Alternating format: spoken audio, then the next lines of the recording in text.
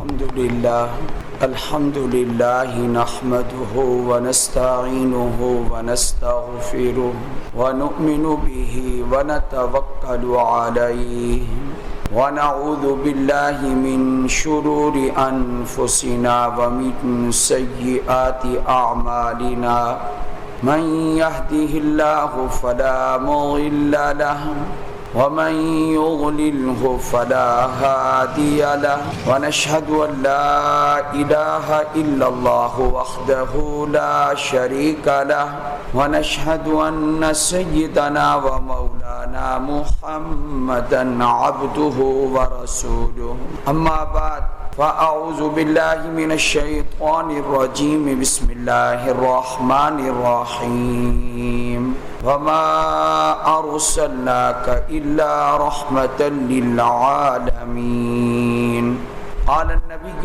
صلى الله عليه وسلم أنا رحمة مهداة صدق الله العظيم وصدق رسوله النبي الكريم اللهم صل على محمد وعلى آل محمد كما صليت على إبراهيم وعلى آل إبراهيم إنك حميد مجيد اللهم بارك على محمد وعلى آل محمد كما باركت على إبراهيم وعلى آل إبراهيم إنك حميد مجيد اللہ تعالیٰ نے ہمارے نبی علیہ السلام کو کل جہانوں کے لیے رحمت بنا کر بھیجا، اور یہ ایسی حقیقت ہے جس کا کوئی انکار نہیں کر سکتا۔ جو انکار کرے وہ دو حال سے خالی نہیں، یا تو وہ متعنت ہے یا جاہل ہے، یا ضدی آدمی انکار کرے گا اور یا جاہل آدمی انکار کرے گا، ورنہ حقیقت یہ ہے کہ اللہ تعالیٰ نے اپنے کلام پاک میں جو کچھ فرما دیا ہے وہ بالکل سچ اور حق ہے۔ حضور علیہ السلام کل جہانوں کے لیے رحمت ہے، اور یہ اٹل فیصلہ ہے، یہ اتنا پکا فیصلہ ہے کہ اس میں شک شبے کی گنجائش ہی نہیں، اور بڑے کھلے دل کے ساتھ اس حقیقت کو مان لینا چاہیے۔ بس ایک چیز سے پرہیز کرنا چاہیے کہ بڑھا چڑھا کر خدا کے برابر نہیں کرنا، تاکہ شرک سے آدمی محفوظ رہے۔ باقی نبی علیہ السلام رحمت ہیں، اس کا ذکر اس آیت میں بھی ہے جیسے میں نے ابھی تلاوت کی ہے، وَمَا أَرْسَلْنَاكَ إِلَّا رَحْمَةً لِّلْعَالَمِينَ۔ اے نبی علیہ السلام، ہم نے آپ کو تمام جہانوں کے لیے سراپا رحمت بنا کر بھیجا۔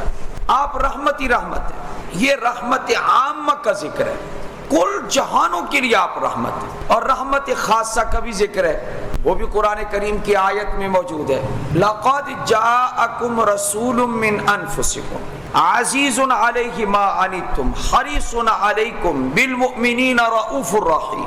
بے شک تمہارے پاس عظیم الشان رسول آیا، وہ تم ہی میں سے ہے، عزیز علیہ ما عنتم، جو چیز تمہیں مشقت میں ڈالتی ہے وہ ان پر گراں گزرتی ہے، تمہاری تکلیف ان پر گراں گزرتی۔ عزیز علیہ، امت کے لیے آپ کتنے حساس تھے، کتنے شفیق تھے، کتنے مہربان تھے۔ خود اللہ نے بیان فرمایا کہ امت کی تکلیف حضور علیہ السلام پر بہت گراں گزرتی۔ عزیز علیہ ما عنتم حریص علیکم، وہ تمہارے نفع کے بڑے خیر خواہ ہیں، بالمؤمنین رؤوف الرحیم، مومنین کے ساتھ بہت شفقت کرنے والے اور بہت مہربان ہیں۔ اللہ تعالیٰ نے آپ صلی اللہ علیہ وسلم کی رحمت کا ذکر، عام رحمت کا ذکر بھی کیا ہے، اور آپ علیہ السلام کی رحمت خاصہ کا بھی ذکر کیا۔ اب تھوڑا سا اس کو سمجھنا ہے، مومن کے لیے تو آپ رحمت ہی رحمت ہے، مومنین کے لیے آپ کیسے رحمت ہیں؟ آپ علیہ السلام تشریف لائے تو حقیقت یہ ہے کہ لوگوں کو اپنے معبود حقیقی کی جو پہچان ہوئی ہے، ایمان والوں کو، اس کا ذریعہ اور اس کا سبب اللہ نے ہمارے نبی کو بنایا ہے، حقیقی رب کی پہچان۔ ورنہ آج مسلمان جو اپنے رب کو پہچانتا ہے اور اس کو سجدے کرتا ہے اور اس سے اپنی حاجات اور ضروریات طلب کرتا ہے اور اپنی مشکلات کا حل چاہتا ہے، اگر اس کو یہ ایمان نصیب نہ ہوتا، یہ کبھی گائے کی پوجا کر رہا ہوتا، کبھی قبر پرستی کر رہا ہوتا اور کبھی کسی درخت کے سامنے جھکا ہوا ہوتا۔ کبھی یہ مومن جس کو اب ایمان نصیب ہوا حضور علیہ السلام کی برکت سے اور اب یہ رب کو سجدہ کرتا ہے، اس کا حال ہوتا کہ کبھی سورج کو سجدہ کر رہا ہوتا اور کبھی چاند کو سجدہ کر رہا ہوتا۔ لیکن اللہ تعالی نے ہمیں محفوظ فرمایا ان چیزوں سے اور ایمان نصیب فرمایا، اپنی پہچان نصیب فرمائی کہ سجدہ صرف اور صرف کس کو کرنا ہے؟ یہ اللہ تعالیٰ کو کرنا ہے۔ یہ پہچان ہمیں کن کے ذریعے حاصل ہوئی ہے؟ آخر ذریعہ تو کوئی نہ کوئی بنتا ہے، کوئی سبب بنتا ہے، تو ہمارے اس ایمان کا ذریعہ اور خدا تعالیٰ کی معرفت کا ذریعہ وہ اللہ نے ہمارے نبی علیہ السلام کو بنایا۔ ہمیں یہ بتایا گیا کہ تمہارا رب کون ہے، عبادت کے لائق کون ہے۔ اس لیے مومنین کے لیے تو آپ صلی اللہ علیہ وسلم رحمت ہے، آپ صلی اللہ علیہ وسلم بڑے شفیق ہیں۔ پھر دنیا میں ایمان نصیب ہوا، قرآن نصیب ہوا، رمضان نصیب ہوا، حج اور عمرے نصیب ہوئے، اور ایک ایک عمل پر اتنا اجر و ثواب ہے جس کی کوئی حد نہیں ہے۔ نبی اکرم صلی اللہ علیہ وآلہ وسلم کا ارشاد گرامی ہے کہ جو آدمی جمعہ کے دن غسل کرتا ہے اور بڑے اہتمام سے غسل کرتا ہے، پھر وہ مشا ولم یرکب، پھر وہ پیدل چل کے آتا ہے اور وہ سوار نہیں ہوتا، اگر وہ اس کا دور گھر نہیں ہے، تھوڑے سے فاصلے پر ہے، تو یہ بھی آج مسئلہ ذہن میں رکھیں کہ جمعہ کے لیے پیدل چل کے آنا زیادہ ثواب ہے اور یہ زیادہ پسند ہے۔ یہ میں آپ کو ابو داؤد شریف کی حدیث سنا رہا ہوں۔ آپ علیہ الصلوۃ والسلام نے اور بھی ساتھ ساتھ اہتمام کی چیزیں ذکر کی، کیا یہ اچھے طریقے سے غسل کرے، فرمایا جلد جائے، امام کے آنے سے پہلے وہاں پہنچے۔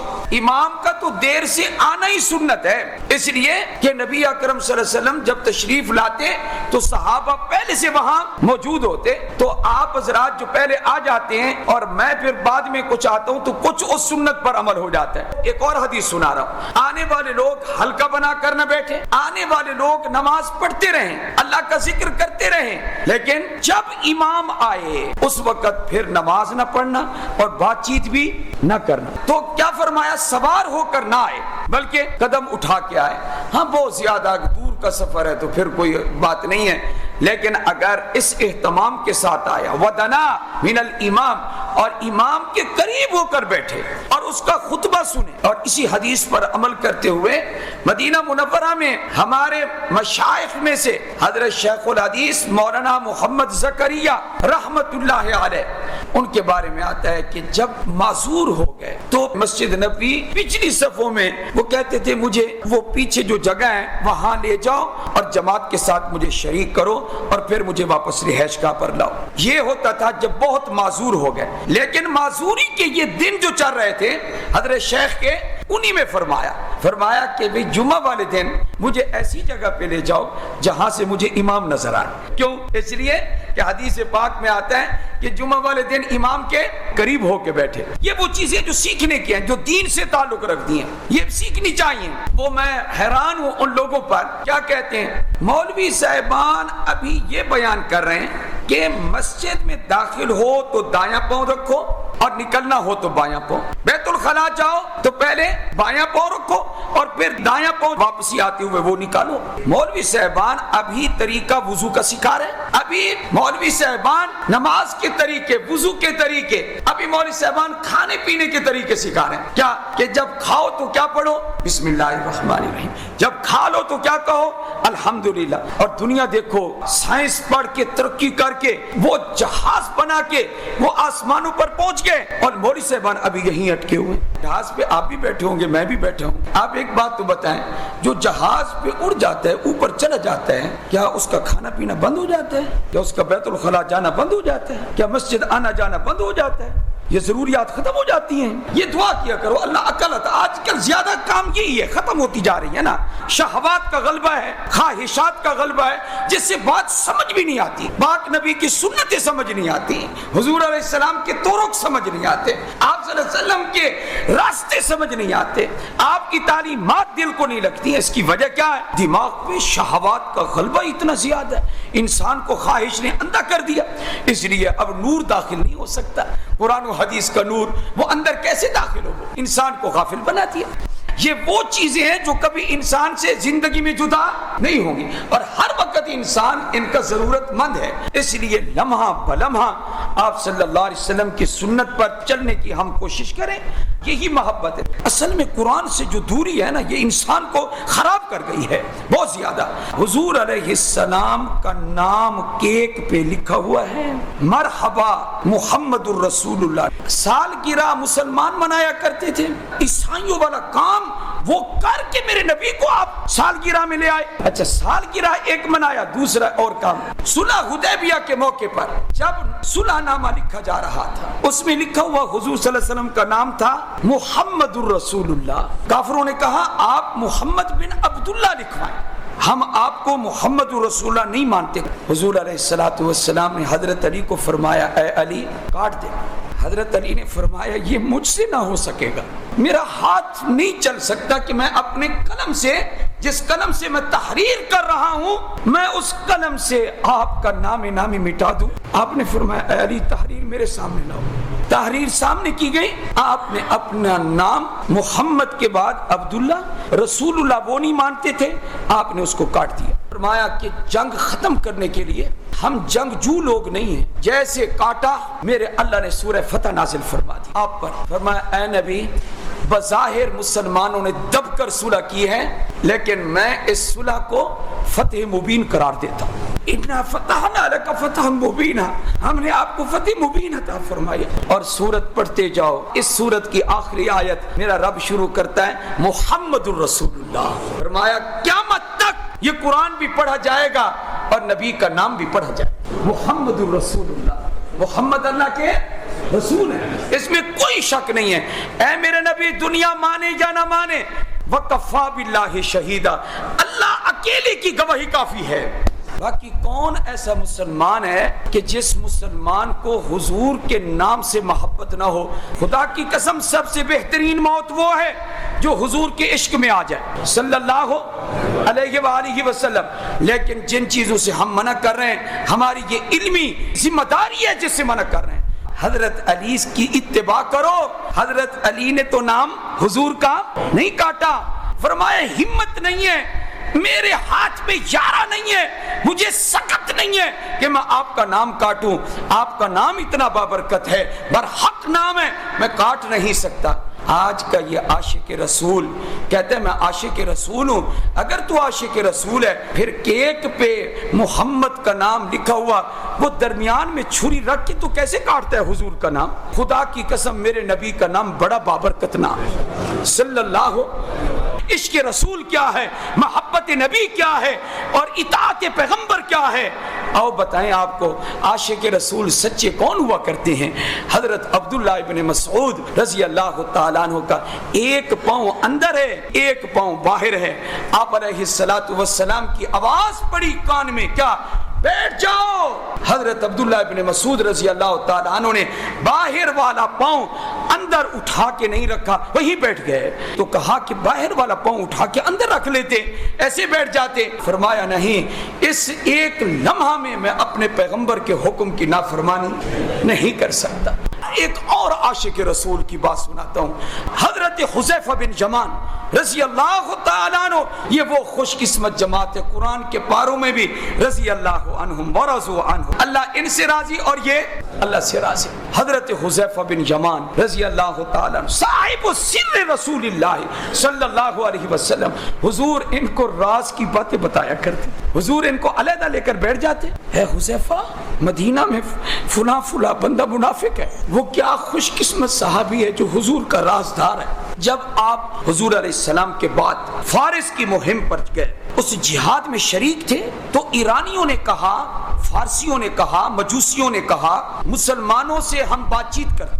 بات چیت کرنے کے لیے بادشاہ کے دربار میں ایرانی دربار میں حضرت حذیفہ بن یمان پہنچے رضی اللہ تعالیٰ عنہ اور ان کے ساتھ ایک دوسرے صحابی مسلمان وہ پہنچے. دو آدمی بات چیت کرنے کے لیے گئے. ایرانی بادشاہ نے آپ کے لیے کھانے کا بندوبست کیا, کہا کہ آپ اس وقت ہمارے مہمان ہیں اور بات چیت کرنے کے لیے آئے ہیں اور ہم مذاکرات آپ سے کرنا چاہتے ہیں. تو فرمایا ہاں جو بات پوچھنی ہے کرنی ہے کرو. کہا پہلے ہماری ضیافت قبول کرو, پہلے آپ کھانا کھائیں. حضرت حذیفہ بن یمان نے کہا رضی اللہ تعالیٰ عنہ نے ٹھیک ہے یہ دستور ہے لہذا ضیافت قبول ہے. مہمانی کے لیے کھانا حضرت کو دیا گیا.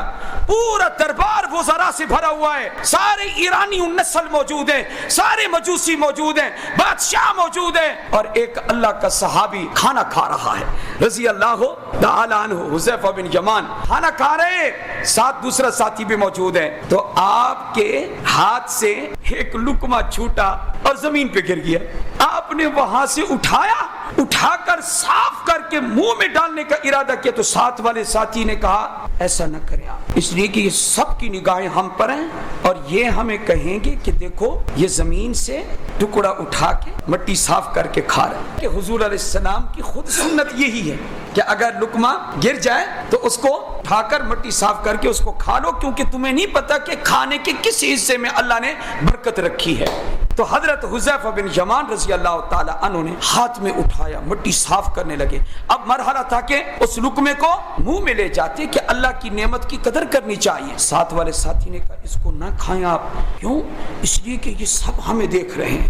حضرت حذیفہ بن یمان کا جواب, حضرت حذیفہ بن یمان رضی اللہ تعالیٰ عنہ نے فرمایا اترکت سنت نبینا صلی اللہ علیہ وسلم لہؤلاء الحمقاء, کیا یہ جتنے بیٹھے ہوئے ہیں غیر مسلم ان احمقوں بے وقوفوں کی وجہ سے میں اپنے پاک نبی کی سنت کو چھوڑ دوں؟ یہ مجھ سے نہیں ہوگا, میں کھاؤں گا اس کو. دیکھتے رہ گئے, لیکن روب اتنا تھا صحابی کا کہ کسی کو جرأت نہیں ہوئی. وہاں پر ہماری کامیابی ٹائی پہننے میں ہے, پینٹیں پہننے میں ہے, لباس پہننے میں ہے, سنتیں چھوڑنے میں ہے. یہ ان چیزوں میں کہاں رکھی ہے؟ ہماری جو کامیابی ہے سادہ لباس میں ہے, ہماری کامیابی محمد مصطفیٰ کے طریقے میں ہے صلی اللہ علیہ وآلہ وسلم. سچا عاشق رسول کون ہوگا؟ ناچے گا؟ کیک پر چھری چلا کے محمد کا نام کاٹے گا؟ حضور صلی اللہ علیہ وسلم کے نام کی قدر کرو, میرے احترام کرو. حضور کا نام تمہیں پتہ نہیں ہے کیا؟ لا الہ الا اللہ محمد رسول اللہ, کلمے میں اللہ کے نام کے ساتھ ہمارے نبی کا نام موجود ہے. اتنا بابرکت نام ہے, عزت کرو تم ہمارے نبی کے نام کی. باقی مضمون انشاءاللہ اگلے جمعہ. وآخر دعوانا ان الحمدللہ رب العالمین.